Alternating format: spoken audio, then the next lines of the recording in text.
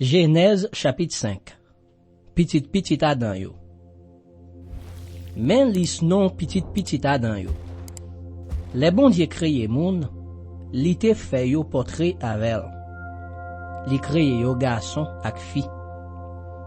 Li béni yo. Jou li créé yo a, li rele yo moun. Adam te gen 130 ans, le li vin gen yon petit garçon qui te semblé avec tête coupée.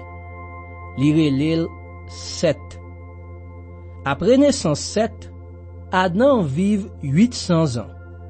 Li te vin gen en pile l'autre petit garçon ak petite fille. Le Adam mouri, li te gen 930 ans. Seth te gen 105 ans. Le li vin gen un petit garçon yo te relé Enoch. Après naissance Enoch, Seth vive 807 ans. Li te vin gen en pile l'autre petit garçon ak petite fille. Le Seth mouri, li te gen 912 ans. Enoch te gen 90 ans. Le li vin gen yon petit garçon yo relé Kenan. Après naissance Kenan, Enoch vive 815 ans. Li te vin gen en pile l'autre petit garçon ak petite fille. Le Enoch mouri, li te gen 905 ans. Kenan te gen 70 ans. Le li vin gen un petit garçon, yo relé Malaleel. Après naissance Malaleel, Kenan vive 840 ans. Li te gen un pile l'autre petit garçon ak petite fille. Le Kenan mouri, li te gen 910 ans. Malaleel te gen 65 ans. Le li vin gen un petit garçon yo relé Jéred. Après naissance Jéred, Malaleel vive 830 ans.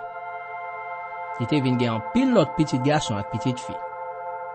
Le Malaleel mouri, li te gen 895 ans. Jéred te gen 162 ans. Le li vin gen un petit garçon yo relé Enoch.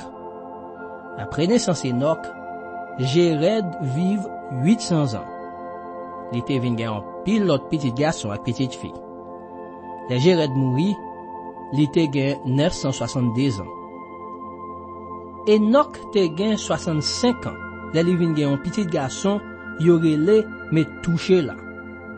Après naissance Metouchéla, Enoch te marché bien ak bon Dieu pendant 300 ans. Li te vin gen en pile l'autre petit garçon ak petite fille.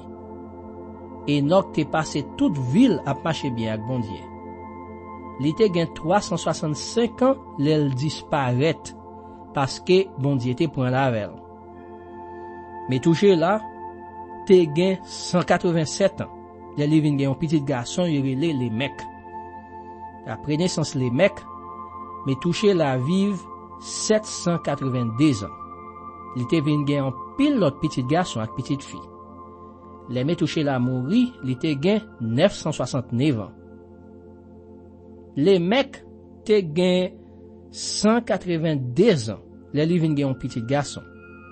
Li relèl Noé. Li di kon sa, petit sa va soulager nous en bas tout travail di nap fait. En bas gros travail nous obligé fait avec main nous parce que Seigneur te m'a dit chon inter. Après naissance Noé, les mecs vivent 595 ans. Li te vin gen en pile l'autre petit garçon ak petite fille. Les mecs mouri, li te gen 777 ans. Noé te gen 500 ans. Li vin gen 3 petits garçons. Sem, Cam ak Japhet.